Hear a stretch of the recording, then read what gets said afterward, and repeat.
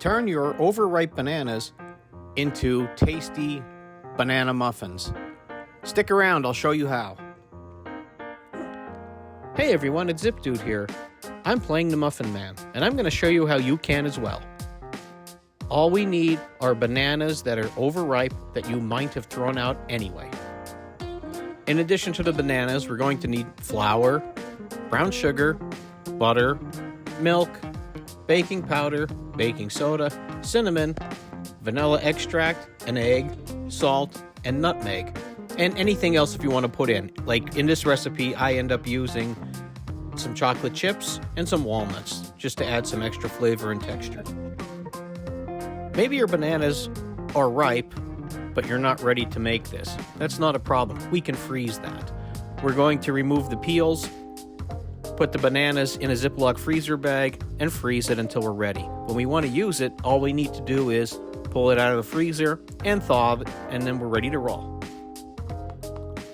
We'll get a cup and a half of flour and put it into a mixing bowl. Then add our teaspoon of baking soda,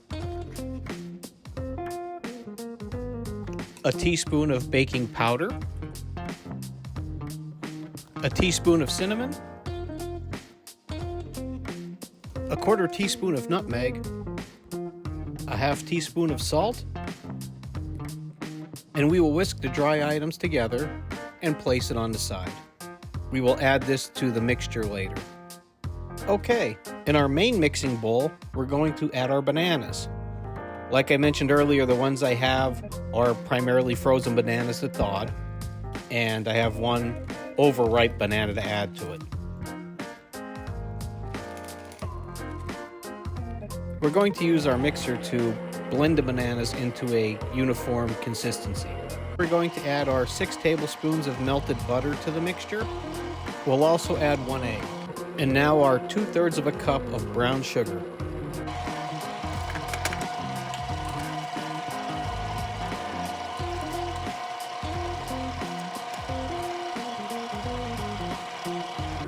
Now for a teaspoon of vanilla extract, 2 tablespoons of milk. Now we will slowly add the dry mixture that we have set on the side and put that into our main bowl.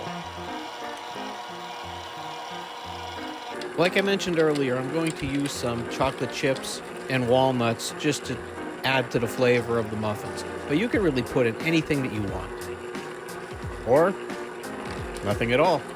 We're going to preheat the oven for 425. And in the meantime, we're going to prepare the cupcake tray and spoon out the batter into our cupcake liners. I like to use some non-stick cooking spray first before I put the liners in, so this way it makes my cleanup easier.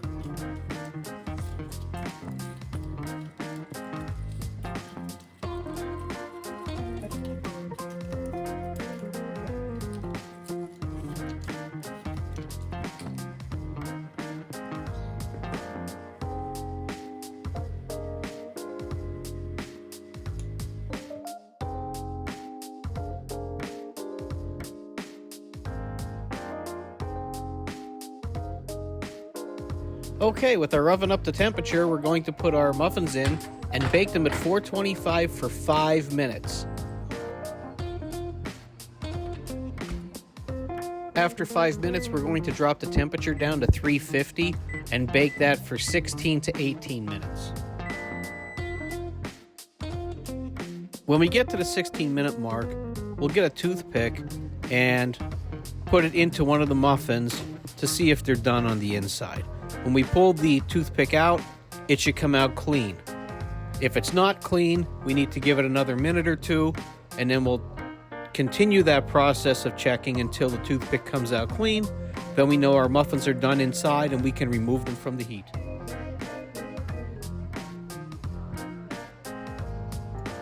Yeah, these need a little more baking time.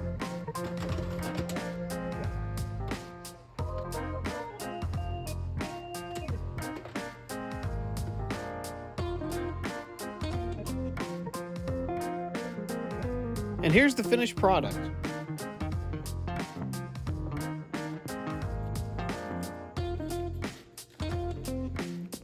Let me tell you, these things taste as good as they look. I hope that this had some value for you, and I hope you try the recipe. Let me know how it comes out. Thank you for watching. Please like and subscribe.